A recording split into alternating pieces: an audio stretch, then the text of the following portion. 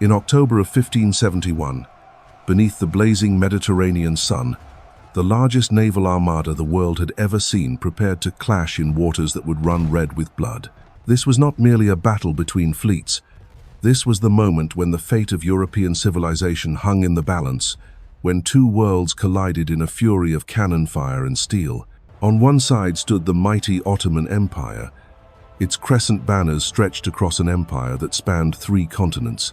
On the other, a desperate alliance of Christian nations, united by faith and the knowledge that defeat meant the end of everything they held sacred. The stakes could not have been higher.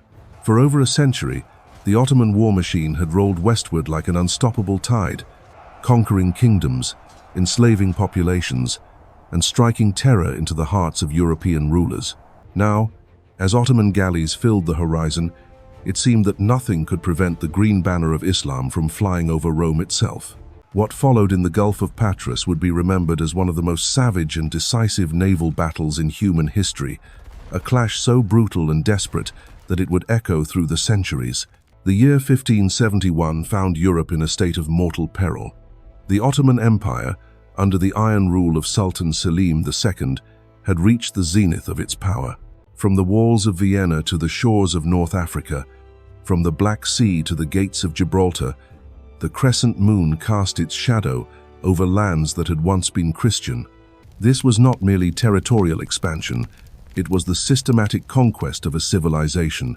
For generations, European kings had watched in horror as Ottoman armies swept across the Balkans, reducing ancient Christian strongholds to rubble and ash. Constantinople, the jewel of Byzantine Christianity, had fallen over a century before, its great cathedral of Hagia Sophia transformed into a mosque. Hungary was carved up and divided, its nobility slaughtered or enslaved.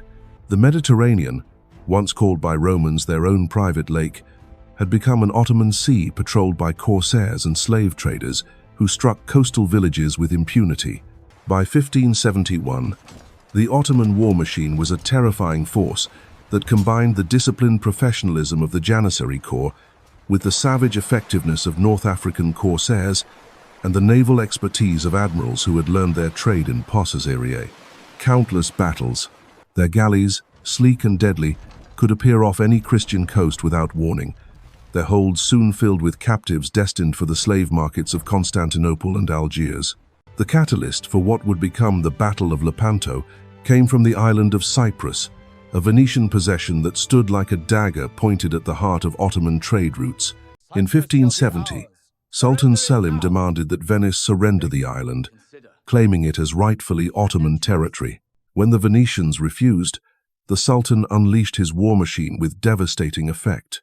The invasion of Cyprus was conducted with the methodical brutality that had become the Ottoman trademark. The capital of Nicosia fell after a brief siege, its walls breached by massive cannons that pulverized stone and flesh alike. The Ottoman commander, following his sultan's orders to the letter, showed no mercy. Every man, woman, and child in the city was either slaughtered or marched away in chains. Churches were desecrated, libraries burned, and the very stones of the city seemed to weep with blood. But it was the siege of Famagusta that would provide the spark to ignite all of Christian Europe. This fortress city, perched on Cyprus's eastern coast, became the last bastion of Venetian resistance. Its walls sheltered not just soldiers, but the dreams and hopes of a civilization under siege. The defense of Famagusta was entrusted to Marco Antonio Bragadin, a Venetian nobleman whose name would soon be carved into the annals of Christian martyrdom. With barely 6,000 men, Bragadin faced an Ottoman army of over 100,000, supported by 1,500 cannons and a fleet that darkened the harbor. The mathematics of the siege were simple and terrifying. The Christians were outnumbered more than 15 to 1. For 11 months, the defenders of Famagusta held their ground against impossible odds. Wave after wave of Ottoman assaults crashed against the walls like a relentless tide, each attack leaving the ditches choked with bodies. Turkish chroniclers would later admit that their forces suffered over 50,000 casualties in 5 major assaults, losses so staggering that even the Ottoman commanders began to question whether the fortress could ever be taken. Inside the city, conditions grew desperate beyond imagination. Food ran out, forcing the defenders to eat leather, rats, and anything else that could provide sustenance. Ammunition dwindled until every musket ball and cannon shot had to be carefully rationed. Disease spread through the cramped quarters, claiming as many lives as enemy fire. Yet still Bragadin and his men held on, knowing that every day they resisted was another day for Christian Europe to prepare its defenses. The turning point came not through Ottoman victory, but through Venetian exhaustion, with his garrison reduced to fewer than 900 men, most of them wounded and starving. Bragadin finally agreed to negotiate surrender terms. The Ottoman commander, Lala Kara Mustafa Pasha, seemed eager to end the costly siege and agreed to generous terms. All Christians in the city would be allowed to leave under their own flag, with safe passage guaranteed to Crete. For 3 days, the evacuation proceeded smoothly.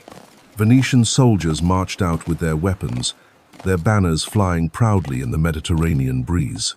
It seemed that honor had been preserved on both sides, that this terrible siege would end with at least some measure of dignity intact. Then came the betrayal that would shock all of Christendom and provide the Holy League with its most powerful rallying cry. On August 5th, during the formal surrender ceremony, Mustafa Pasha's demeanor suddenly changed. Without warning, he began accusing Bragadin of murdering Turkish prisoners and hiding munitions, charges that were both false and irrelevant given the agreed surrender terms. What followed was an act of barbarism so shocking that news of it would electrify Christian Europe and unite Catholics and Protestants in common horror. Mustafa suddenly drew his knife and sliced off Bragadin's right ear. As the Venetian commander stood bleeding and stunned, Turkish guards seized him and cut off his other ear and his nose. Then began a massacre of every Christian remaining in the city, while Bragadin was subjected to tortures that seemed drawn from the depths of hell itself. For 2 weeks, Bragadin was left in a filthy prison, his wounds festering in the summer heat. Then his real ordeal began.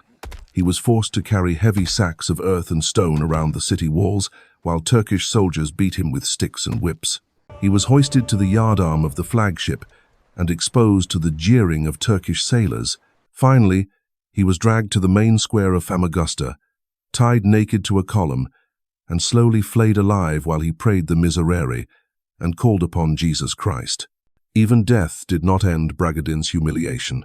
His skin was stuffed with straw, dressed in his military uniform, and paraded through the streets of Famagusta, seated backward on an ox, a grotesque mockery of a Roman triumph.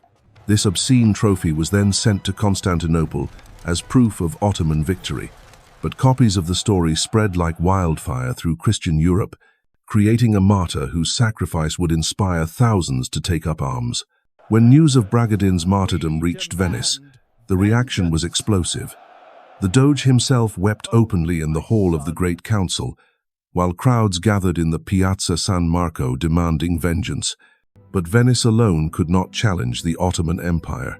If Christian Europe was to survive, it needed unity, leadership, and divine intervention.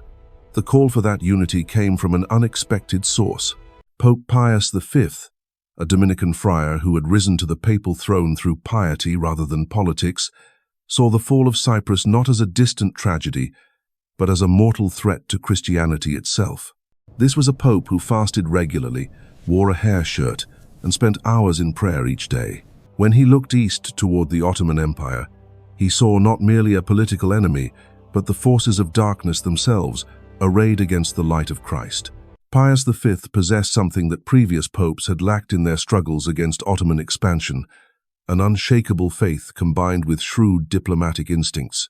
Where others saw only competing national interests and ancient rivalries, he envisioned a grand alliance that could unite Catholic Europe under the banner of the cross.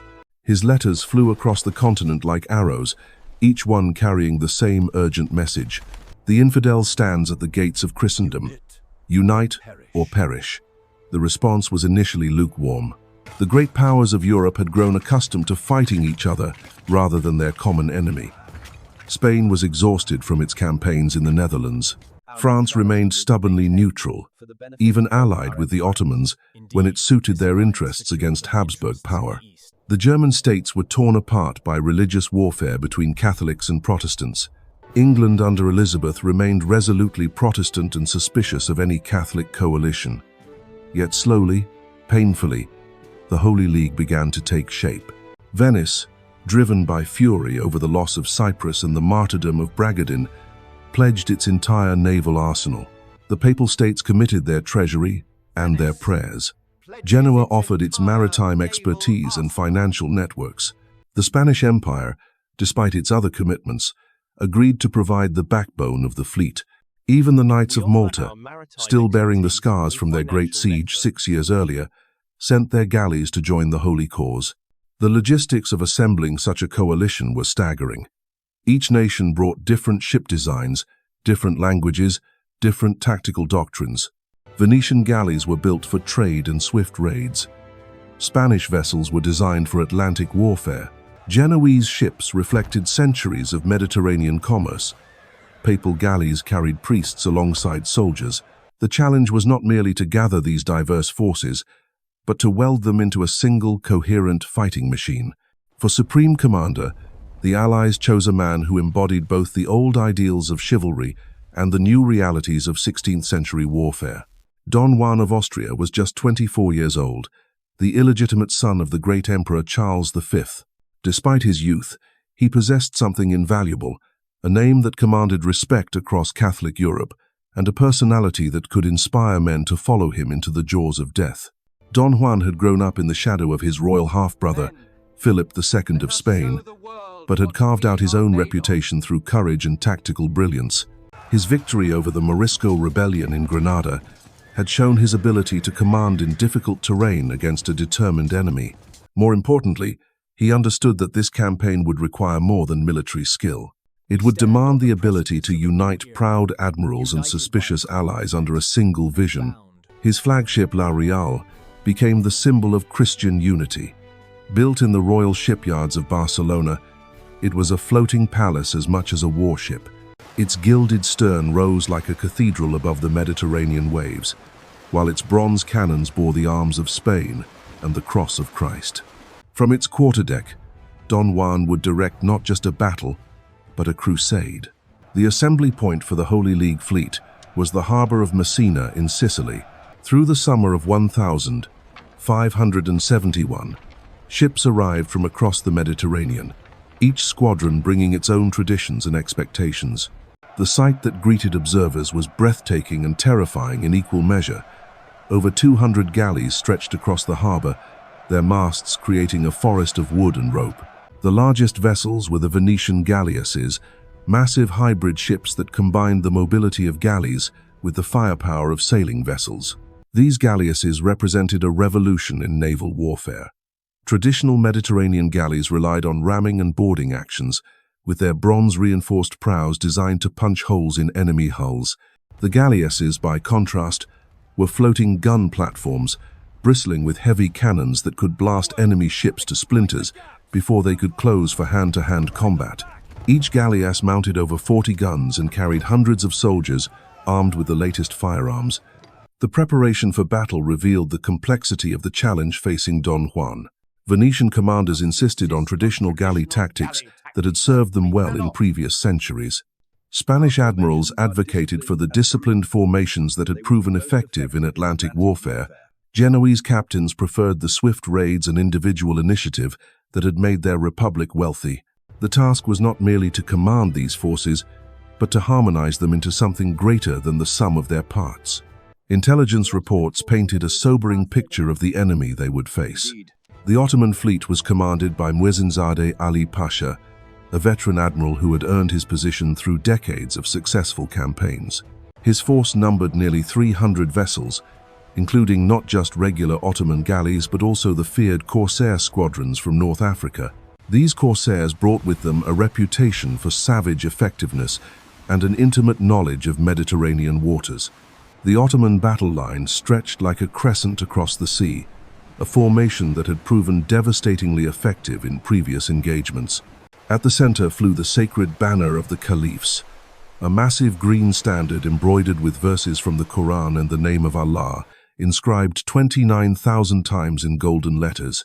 This banner had never been captured in battle, and its presence was believed to guarantee Ottoman victory. Ali Pasha himself commanded from the flagship Sultana, a magnificent galley that rivaled La Real in both size and splendor. His tactical plan was simple and had worked countless times before. The Ottoman crescent would envelop the Christian line, allowing their superior numbers to attack from multiple angles while preventing effective coordination between the Allied squadrons. Once the Christian formation was broken, individual ships could be overwhelmed and captured or destroyed. As October dawned, both fleets began their final preparations for battle. The tension was palpable, as thousands of men prepared for what many knew would be their last sunrise. In the Christian fleet, priests moved among the soldiers, hearing confessions and administering final sacraments. The decks of the galleys echoed with prayers in a dozen languages as men commended their souls to God and steeled themselves for the ordeal ahead. The morning of October 7th broke clear and windless, the Mediterranean stretching like polished glass under the rising Sunday. As the mist began to lift, lookouts in both fleets caught their first glimpse of the enemy. The sight that greeted them was both magnificent and terrifying. Hundreds of vessels spread across the horizon, their oars beating in rhythm like the wings of massive seabirds. Don Juan ordered his battle line to advance, the Allied fleet moving eastward into the Gulf of Patras where destiny awaited. Behind them lay the coasts of Italy and the heartland of Christian Europe. Ahead stretched the Ottoman formation, a wall of steel and determination that had conquered half the known world. Between them lay waters that would soon run red with the blood of two civilizations locked in mortal combat. As the two fleets closed the distance, the morning air filled with sounds that would haunt the survivors for the rest of their lives. From the Ottoman side came the thunderous beating of war drums, the clash of cymbals, and the wild battle cries of warriors from across 3 continents. Turkish voices mingled with Arabic chants, while Albanian mountaineers and Syrian archers added their own fierce war songs to the cacophony. The very sea seemed to vibrate with the promise of violence. In stark contrast, the Christian fleet advanced in near silence. The only sounds were the rhythmic splash of oars cutting through the Mediterranean swells and the whispered prayers of men preparing to meet their Maker. Priests holding massive crucifixes walked the decks, their Latin benedictions carrying across the water like a sacred counterpoint to the pagan fury bearing down upon them. Then came the miracle that would be remembered in Christian chronicles for centuries. As the fleets drew within cannon range, the wind suddenly shifted 180 degrees. What had been a gentle breeze favoring the Ottoman advance became a strong wind at the backs of the Holy League. Sails that had hung limp suddenly billowed with divine breath, driving the Christian galleys forward with renewed speed. The Turks, caught by the sudden change, were forced to strike their sails and rely solely on their oars. To the men of the Holy League, this was nothing less than divine intervention. The Blessed Virgin herself had turned the very elements against the infidel. Cheers erupted from Christian throats as they felt the wind of God propelling them toward their destiny. Don Juan himself stood on the poop deck of La Real, his armor gleaming in the morning sun, his sword raised toward heaven in acknowledgement of the miraculous sign. The first shots of the battle came from the Venetian galleasses, those floating fortresses that Don Juan had positioned ahead of his main battle line. As the Ottoman fleet swept forward in their traditional crescent formation, they found themselves confronted by something entirely new in Mediterranean warfare. The galleasses opened fire with a thunderous roar that seemed to shake the very foundations of the sea. Cannonballs weighing 40 pounds each smashed into the leading Ottoman galleys with devastating effect. Bronze-reinforced prows that had rammed through countless enemy hulls splintered like kindling under the impact. Masts snapped and crashed down onto the crowded decks below, crushing rowers and soldiers alike. The carefully maintained formation of the Ottoman advance began to waver as captains struggled to avoid the deadly fire zones around each galleass. Ali Pasha had never faced anything like these hybrid monsters. His tactical doctrine, refined through decades of successful campaigns, called for swift closure followed by ramming and boarding. But the galleasses made such tactics suicidal. Any ship that approached within effective ramming distance was immediately blasted to pieces by concentrated cannon fire. For the first time in his career, the Ottoman admiral found his tried and tested methods useless against an enemy who had fundamentally changed the rules of naval warfare. Yet the Ottomans were not easily deterred.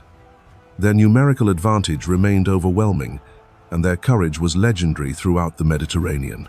Squadron after squadron of Turkish galleys swept around the flanks of the galleasses, accepting horrific casualties in order to close with the main Christian battle line. The sea around the Venetian gun platforms became a charnel house of splintered wood and floating corpses, but still the Ottoman advance continued.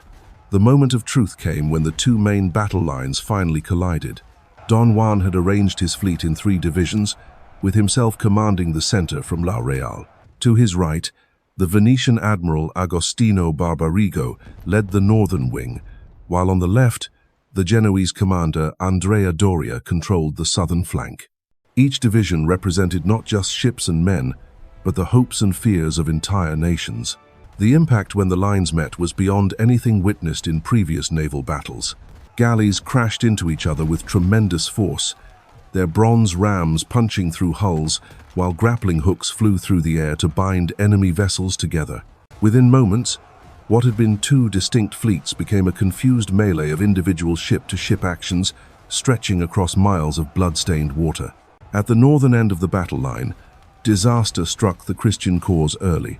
Barbarigo, the Venetian admiral, fell mortally wounded by an arrow that found the gap in his visor. As he lay dying on the deck of his flagship, his sailors fought with desperate fury to prevent their commander's vessel from being overwhelmed. The death of Barbarigo sent shockwaves through the Venetian squadron, and for a terrifying moment, it seemed that the entire northern wing might collapse.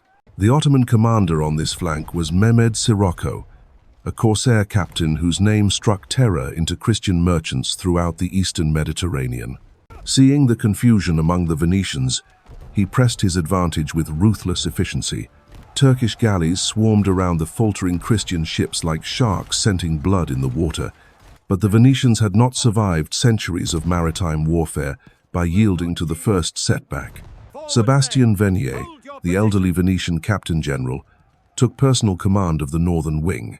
Despite being over 70 years old, Venier fought with the fury of a man half his age, rallying his demoralized crews and launching a series of counterattacks that gradually restored the balance of battle. Meanwhile, at the southern end of the line, Andrea Doria faced his own crisis. The Ottoman left wing was commanded by Uluç Ali, perhaps the most skilled naval tactician in the Turkish fleet. This Calabrian renegade, who had converted to Islam and risen to become Beylerbey of Algiers, understood European tactics better than any other Ottoman commander. He also knew that the key to victory lay not in frontal assault, but in tactical finesse. Uluç Ali began a complex maneuver designed to outflank the Christian line entirely. Leading his squadron in a wide arc around Doria's southern wing, he threatened to attack the Holy League fleet from behind, while his comrades held them engaged from the front. It was a brilliant tactical concept that could have won the entire battle for the Ottomans. Doria, recognizing the danger, extended his line southward to prevent the flanking movement. But in doing so, he created gaps in the Christian formation that alert Turkish captains immediately began to exploit. Several Ottoman galleys broke through these gaps and began attacking Christian ships from behind, creating chaos in the Allied rear. The situation grew so desperate that Don Juan himself was forced to detach vessels from his central reserve to plug the holes in Doria's line. For a critical period, it seemed that tactical brilliance might triumph over numerical equality, that the Ottoman reputation for invincibility might prove justified once again. But the real battle was being fought in the center, where the two flagships sought each other out like titans destined for single combat. La Real and Sultana, the pride of their respective fleets, carved paths of destruction through the melee as they maneuvered for the decisive encounter. Around them, lesser vessels fought and died, but all eyes were drawn to the approaching confrontation between the supreme commanders. Don Juan stood on his quarterdeck in magnificent armor that caught the Mediterranean sun like a beacon. His sword was drawn, his face set in lines of grim determination. Beside him stood Spanish nobles, whose names would echo through history, men who had chosen to stake everything on this single throw of the dice. Below decks, Spanish infantry checked their weapons and prepared for the boarding action that would determine the fate of Europe. Ali Pasha was equally magnificent in his Ottoman splendor. His turban bore the aigrette of his rank, while his scimitar had been blessed by the Sultan himself. The sacred banner of the caliphs flew from his mainmast, its green silk rippling in the wind like a living thing. Around him pressed the elite of the Ottoman navy, janissaries whose loyalty to the Sultan was absolute and whose courage in battle was legendary. The two flagships closed with inexorable force, their bronze rams aimed at each other's heart. The moment of impact would determine not just the battle, but the future of two civilizations. The waters of the Gulf of Patras held their breath as east and west, crescent and cross, prepared for the collision that would shake the world. The thunder of that collision echoed across the Mediterranean like the clash of worlds. When L'Oreal and Sultana crashed together, their bronze rams locked in a deadly embrace. The fate of civilizations hung in the balance. Steel rang against steel as Spanish infantry and Ottoman janissaries fought with desperate fury across blood-slicked decks. In that swirling chaos of blade and musket fire, Ali Pasha fell, his head severed by a Spanish soldier and mounted on a pike for all to see. The sacred banner of the caliphs, never before lost in battle, was torn down and replaced with the cross of Christ. The psychological impact was devastating.